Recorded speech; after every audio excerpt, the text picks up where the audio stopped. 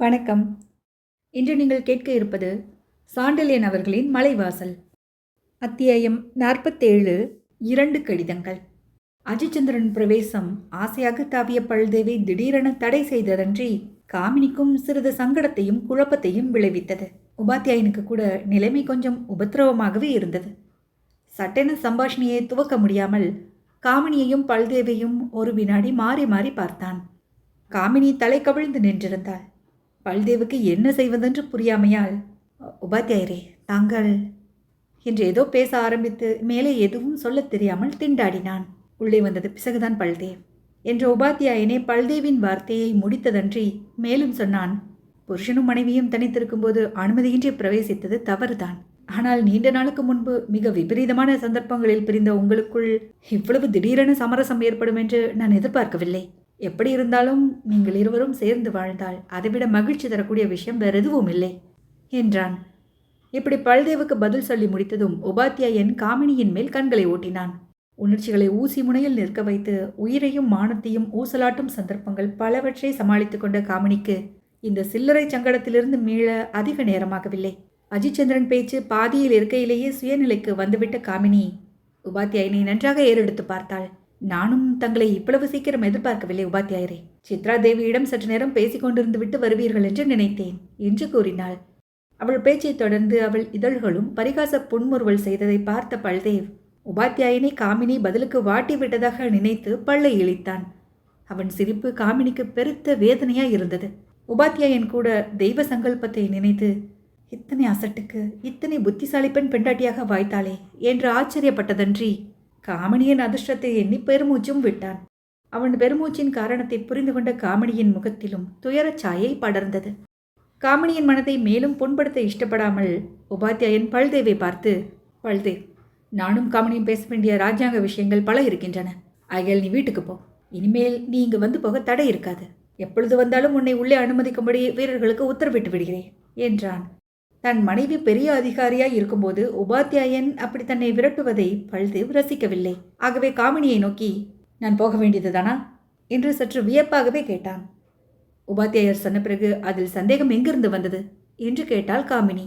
பல்தேவுக்கு ஆச்சரியம் தாங்கவில்லை. ஒரு ஹிந்து பெண் இன்னொரு புருஷன் உத்தரவுப்படி கணவனை விரட்டுவது எத்தனை விந்தை என்று நினைத்தான். உள்ளே கோபம் துள்ளி அழுதது. இருந்தாலும் அதை அடக்கிக் கொண்டு, என் சொந்த அபிப்பிராயம் எப்படி என்று கேட்கவில்லையே என்றான். கேட்க வேண்டிய அவசியமில்லை என்றாள் காமினி. அவள் குரலில் கண்டிப்பும் கடுமையும் பூரணமாக இருந்தன. என் அபிப்பிராயத்தை விட உபாத்தியாயர் உத்தரவுதான் உனக்கு முக்கியமா? நீ என் மனைவி என்று நினைவில் இருக்கிறது. அதனால்தான் இன்னும் உங்களை கைது செய்யாமல் விட்டு வைத்திருக்கிறேன் என்று கூறினாள் காமினி. அவள் கண்கள் 2 ஈட்டிகள் போல் ஜொலித்தன.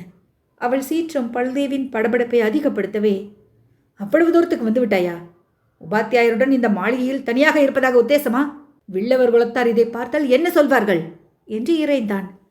காமினியின் முகத்தில் இகழ்ச்சி குறி பலமாக படர்ந்தது. அடிலன் என்னை அவர்கள் கண் முன்பாக தூக்கி கொண்டு போன போதென்ன அவர்கள் வாய்க்கு பூட்டு இருந்ததா? கைகளுக்கு தான் விலங்கு இருந்ததா? உங்கள் கைகள் தானாகட்டும் பூப்பறித்து கொண்டிருந்ததா? பேடிகள் கும்பலுக்கு பேச்சென்ன இருக்கிறது பேச்சு என்று சீறிவிட்டு பல்தேவை நன்றாக கூர்ந்து கவனித்து, இதோ பாருங்கள், உபாத்தியாயருடன் நான் இப்பொழுதுதான் தனித்திருப்பதாக நினைக்க வேண்டாம். எவ்வளவோ நாட்கள் இவருடன் தனியாக இருந்திருக்கிறேன். உபாத்தியாயரோடு என்ன, என் ஆசை கணவரான தங்களை பிரிந்த நாள் முதல் தோரமானவோடு தனியாகவே காலம் கழித்து வருகிறேன். இதெல்லாம் உங்களுக்கு தெரியாது போலிருக்கிறது என சொல்லம்புகளை ஒன்றன் பின் ஒன்றாக வீசினாள். விடுவிடு என தடுக்கப்பட்ட அந்த சொல்லம்புகளால் சுருக் சுருக்கென தைக்கப்பட்ட பல்தேவ் அவமானத்தால் குன்றி போய் பதில் சொல்ல மாட்டாமல் தவித்தான். அந்த சமயத்தில் அஜிச்சந்திரன் அவன் உதவிக்கு வந்து, பல்தேவ், காமினி எவ்வளவு உயர்ந்த பெண் என்பது உனக்கு தெரியாது. உன்னதிர்ஷ்டம் அவள் உனக்கு மனைவியாக வாய்த்தாள். அவளை கண்டபடி பேசியதால் அவளுக்கு கோபம் வந்தது. வாழ்க்கை சோதனையில் உன்னைப்போல் எல்லோரும் நாசமாக மாட்டார்கள் பல்தேவ். உயிரை விட மானத்தை பெரிதாக மதிக்கும் புண்ணியவதிகள் என்றும் நமது பாரத பூமியில் இருக்கிறார்கள். அத்தகைய உன்னதமான ஸ்திரீ ரத்தினங்களில் காமினியும் ஒருத்தி. அவளை பற்றி பெருமை கொள் பல்தேவ். கண்டதை உளறி அவள் மனதை புண்படுத்தாதே. நீ போய் வா, மற்ற விஷயங்களை நாளை பேசிக்கொள்வோம் என்றான் உபாத்தியாயன். பல்தேவ் காமினியை பார்த்தான். காமினி மௌனமாக நின்றிருந்தாள். பல்தேவ் அவள் மீது கோபமான பார்வையை செலுத்திவிட்டு, சரி உபாத்தியாயரே, நாளை மாலை சித்ரா தேவியுடன் புது வீட்டிற்கு வாருங்கள். மீதி பேச வேண்டியதை அங்கு பேசிக்கொள்வோம் என்று சொல்லிக்கொண்டு அறையை விட்டு வெளியேறினான். அவனை வாயிற்படி வரையில் கொண்டு விட்டு கதவை சாத்தி வந்த உபாத்தியாயன், காமினி மஞ்சத்தில் விழுந்து கிடப்பதையும் விம்மி விம்மி அழுவதையும் பார்த்தான். மிகுந்த பரிதாபத்துடன் காமினியை நோக்கிய உபாத்தியாயன் அவளை அணுகி குழந்தையை ஆசுவாசப்படுத்துவது போல் பரிதாபத்துடன் அவள் தலையையும் முதுகையும் தடவி கொடுத்து கொண்டே மஞ்சத்தில் அவள் அருகில் உட்கார்ந்தான். காமினி, துன்பம் உனக்கு துரும்புக்கு சமானமாயிற்றே. வாழ்க்கையில் எவ்வளவோ கஷ்டங்களை சமாளித்திருக்கும் உனக்கு இதை சகித்துக்கொள்ள முடியாதா? பல்தேவ் குழந்தைக்கு சமானம். சில குழந்தைகள் வாழ்க்கை சூழலில் சிக்கி கெட்டுப்போவது போல் இவனும் கெட்டுப்போகிறான். கவலைப்படாதே என்று ஆறுதலும் கூறினான் அஜித் சந்திரன். காமினி மெல்ல எழுந்து உட்கார்ந்து கண்களை துடைத்து கொண்டாள். அழக்கூட வெட்கமாய்த்தான் இருக்கிறது உபாத்தியாயரே. ஆனால் அவர் பார்வையையும் பேச்சையும் என்னால் சகிக்க முடியவில்லை. என் புருஷன் இவ்வளவு தூரம் கெட்டுப் போயிருக்கிறார் என்று நீங்கள் ஒரு வார்த்தை கூட சொல்லவில்லையே என்றாள். எப்படி சொல்வேன் காமினி? உன் மனம் புண்படும் என்று சேனாதிபதி தோரமானா பல்தேவ் தன்னிடம் தலைவனாயிருக்கும் விஷயத்தையே மர்மமாக வைத்திருந்தாரே. நான் பல்தேவை பற்றி விவரமாக உன்னிடம் பிரஸ்தாபித்திருந்தால் உன் மனம் என்ன பாடுபடும் என்று பதில் கூறினான். என் மனம் அதிக கஷ்டப்படும் என்று தெரிந்தும் அவரை ஏன் இங்கு அழைத்து வந்தீர்கள் என்று கேட்டாள் காமினி. உபாத்தியாயன் பதில் சொல்லவில்லை. நான் இன்று வரப்போவது உங்களுக்கு தெரியுமா இல்லையா என்று மீண்டும் வினவினாள். தெரியும். தெரிந்தும் எங்களை சந்திக்க வைத்ததன் நோக்கம் என்ன? நோக்கம் திட்டமாக எதுவும் இல்லை. மலைவாசல் வந்த பிறகு திடீரென எங்காவது வழியில் 4 பேர் முன்பாக நீங்கள் சந்திப்பதை விட தனிமையில் சந்திப்பது நல்லதென்று நினைத்தேன். எங்காவது உலாவப் போகும் வழியில் பல்தேவ் வந்து ஏதாவது தாறுமாறாக நடந்துவிட்டால் நன்றாயிருக்காது என்று யோசித்தேன் என்று விளக்கினான் உபாத்தியாயன். உபாத்தியாயன் விளக்கம் மேலுக்கு கோர்வையாக இருந்த போதிலும் அதில் சாரம் அதிகம் இல்லை என்பதை காமினி அறிந்து கொண்டாள். தன் வெளியே எங்கும் போகும் பழக்கம் இல்லை என்பது உபாத்தியாயனுக்கு நன்றாக தெரியும் என்பதை காமினி உணர்ந்திருந்தாள்.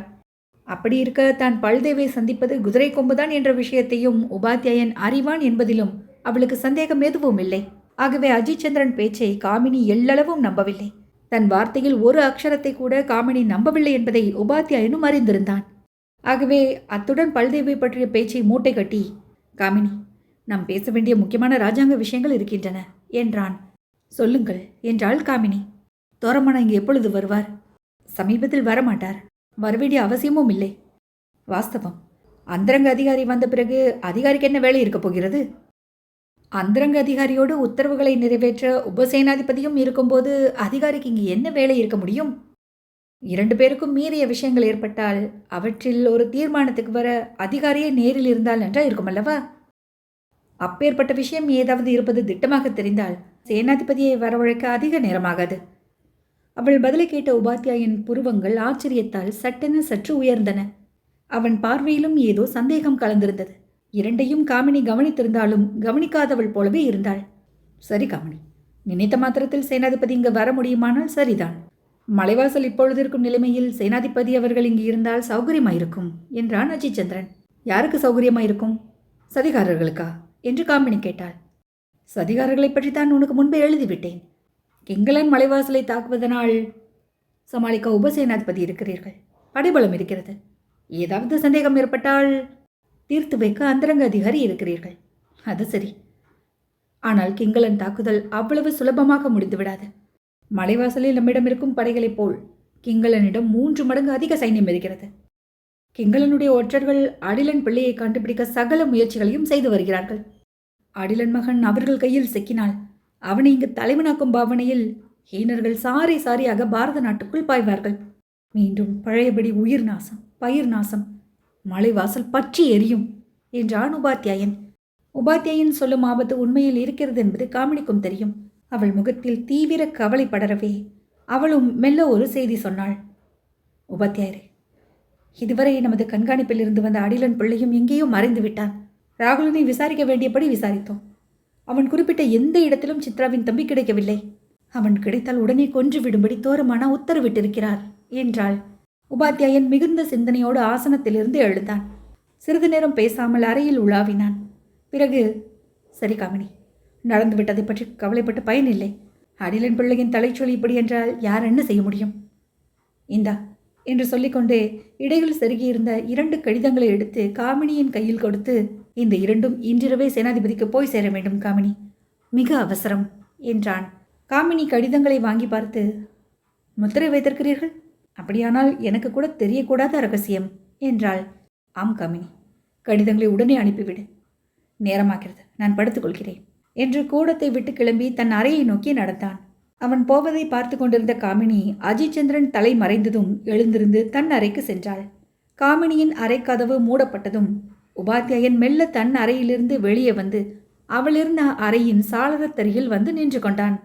அறைக்குள்ளிருந்த காமினி கடிதங்களின் முத்திரைகளை உடைத்து பிரித்து கடிதங்களை படிக்கத் தொடங்கினாள். அதை கண்ட உபாத்தியாயன் முகத்தில் மிதமிஞ்சிய சந்தோஷ சாயை பரவலாயிற்று.